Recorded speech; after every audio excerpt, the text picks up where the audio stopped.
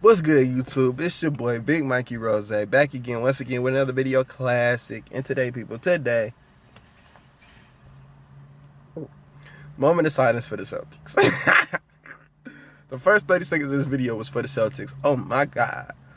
Now, when I say Houston, we have a problem. Whenever LeBron James is beating you by 50 points in the playoffs,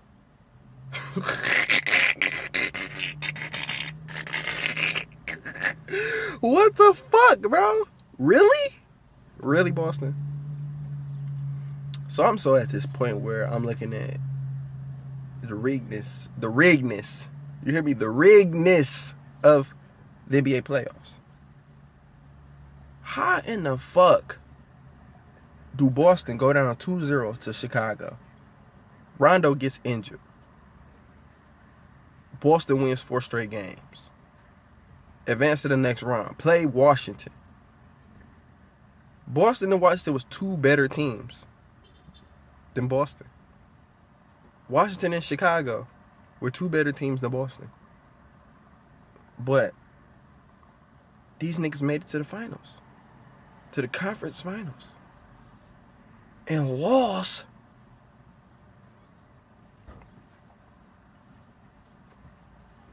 by 50 points. This series is over. They getting swept. Go to State San Antonio. Kawhi Leonard get hurt. Zaza stepped on his foot. Kawhi. But my thing is, everybody need to stop blaming Zaza for what happened. Because when you really watch, you know what I'm saying, Zaza wasn't paying attention to what happened in that play. And I really feel like, you know what I'm saying, if Zaza was paying attention to what he was doing, you know what I'm saying, I believe that Kawhi would be definitely out. He wouldn't be no possibility, or he could play in game 2 or he could play in game 3. He would be out if Zaza was intentionally trying to hurt that man. So me personally, I just want to dead all that.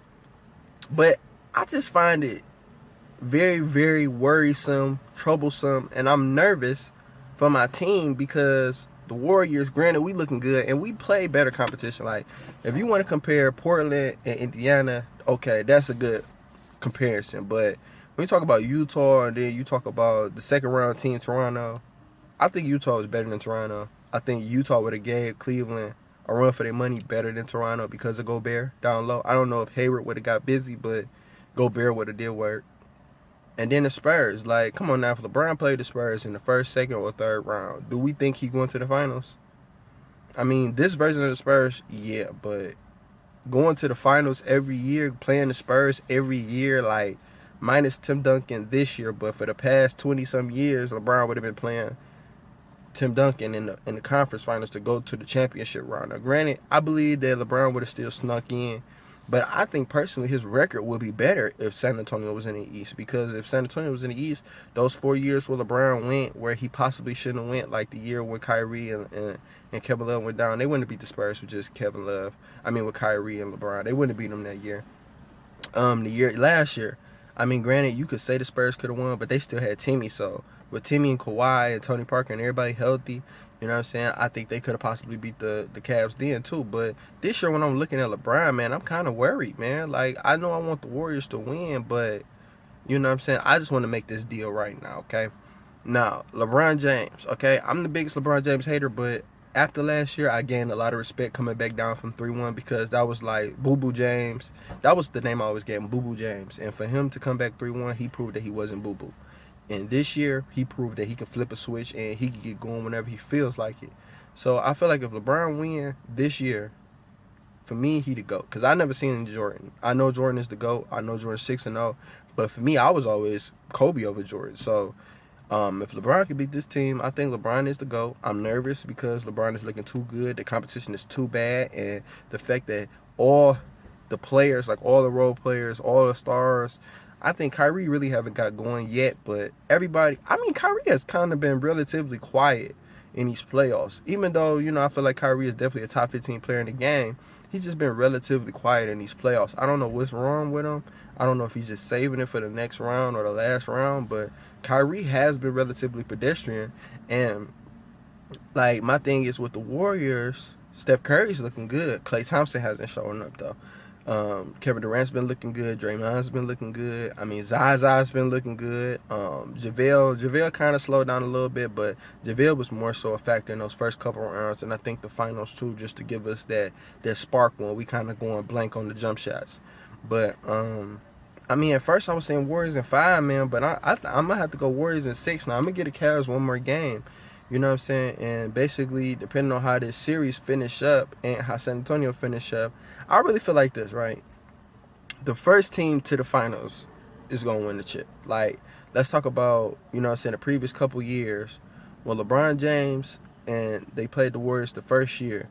They both was a 6-game series. Like, I think not San Antonio, but Golden State played the Rockets, beat them in 6 games, and in 6 games also the other way for Toronto and Cleveland that 2014-15 year, the first year of the Golden State Warrior rivalry. Second year, Cleveland got to the finals first.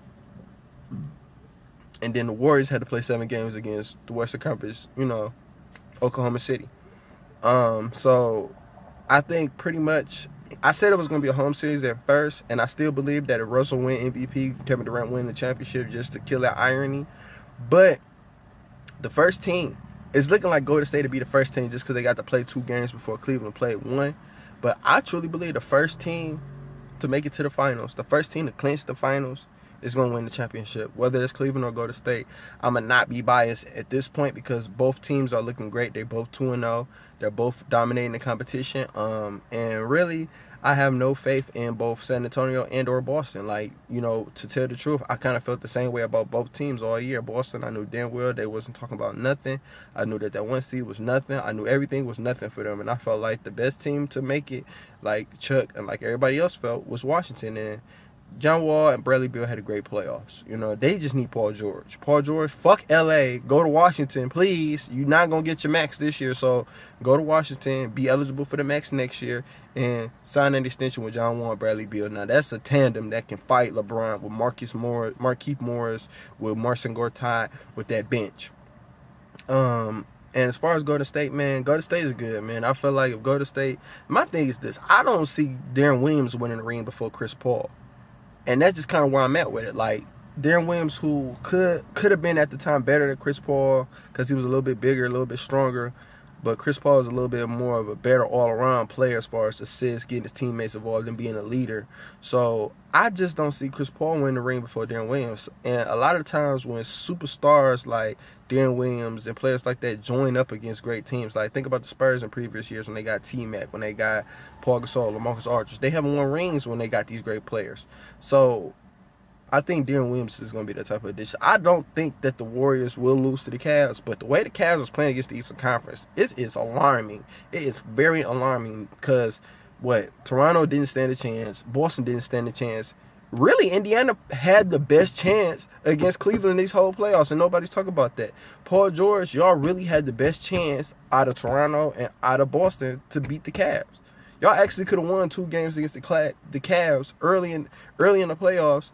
And we deep into the playoffs now, and like they said, LeBron James rested 40 nights and only played 10 games. So, man, it's just looking bad. But like I said, y'all, the first 30 minutes was a moment of silence for the Celtics. LeBron was trolling y'all since it started. Y'all bums, y'all weak as hell. I love Isaiah Thomas, but y'all should have got Jimmy Butler or somebody. Like, I love how y'all got that number 1 pick. Y'all finessed the game off that number 1 pick, but that number 1 pick to me don't mean nothing because, okay, what is you going to do with it? You going to draft Markelle Fultz or you going to trade it for another player that's not going to help y'all beat LeBron?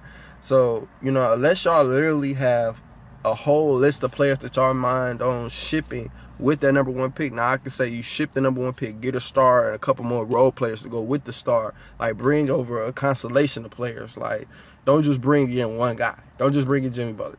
I think Gordon Hayward will be just that one good, solid pickup, but you got to pick up more than just one player. And Paul George, you need to go to Washington, man. Fuck going to the West. Washington, okay? And shout out to LeVar Ball for cutting into Jason Whitlock and Christine Leahy, because Christine Leahy know damn well she was on some bullshit with LeVar Ball on that Speak For Yourself. I remember that show because I love LeVar Ball.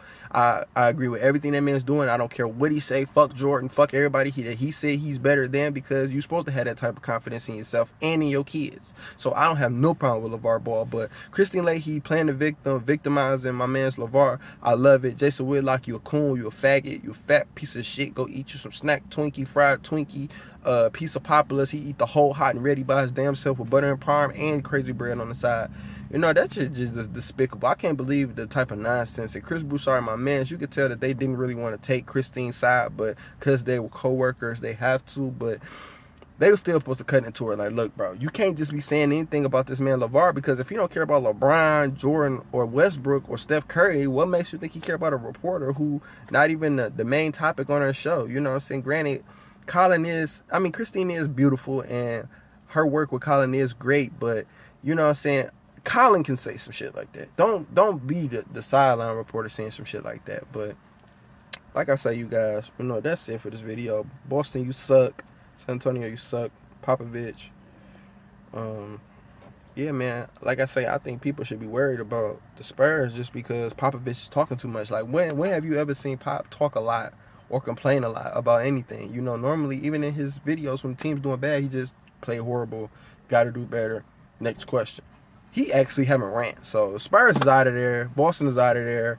Go to State Cleveland Finals, like I've been told y'all months ago. I've been telling y'all this. Go to State Cleveland Finals again for the 3rd time. And I was kind of leaning towards Golden State in 5.